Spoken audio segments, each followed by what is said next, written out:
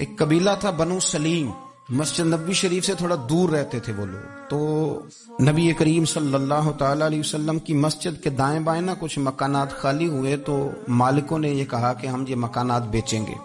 ان کو دور سے آنا پڑتا تھا، تو انہوں نے ارادہ کیا کہ یہ قریب کے جو مکانات ہیں یہ ہم خرید لیتے ہیں. نبی کریم صلی اللہ تعالی علیہ وسلم کو خبر ملی کہ بنو سلیم قبیلے کے وہ لوگ یہ مکان خرید رہے ہیں تاکہ ہمیں مسجد کا قرب نصیب ہو جائے. دور سے چل کے آنا پڑتا ہے، قریب آ جائیں گے تو ذرا مسجد میں حاضری ہماری آسان ہو جائے گی. حضور نے انہیں بلا لیا، فرمایا تم مکان خریدو تمہاری مرضی، نہ خریدو تمہاری مرضی، پر ایک بات سن لو، تم جتنے قدم چل کے آتے ہو نا، رب کے فرشتے تمہارے قدم لکھ لیتے ہیں.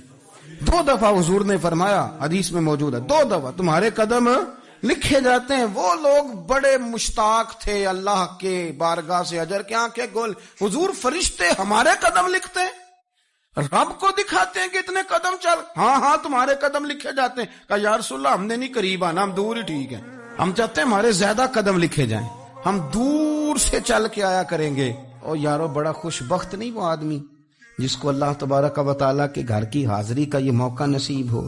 وہ تھوڑا ذوق بنائے، وہ مسجد میں جائے، مسجد کے ساتھ پیار کرے، مسجد میں وہ جھاڑو دے، وہ مسجد کی صفائی کا خیال کرے، وہ دیکھے کون سی چیز ہے مسجد کی جو صحیح ہونے والی ہے اس کا خیال. اور بڑا ہی خوش بخت ہے. آپ یقین کریں مجھے سب سے زیادہ اس بندے سے پیار ہے جس کو فکر رہتی ہے کہ ٹائم ہو گیا میں نے مسجد کھول لی.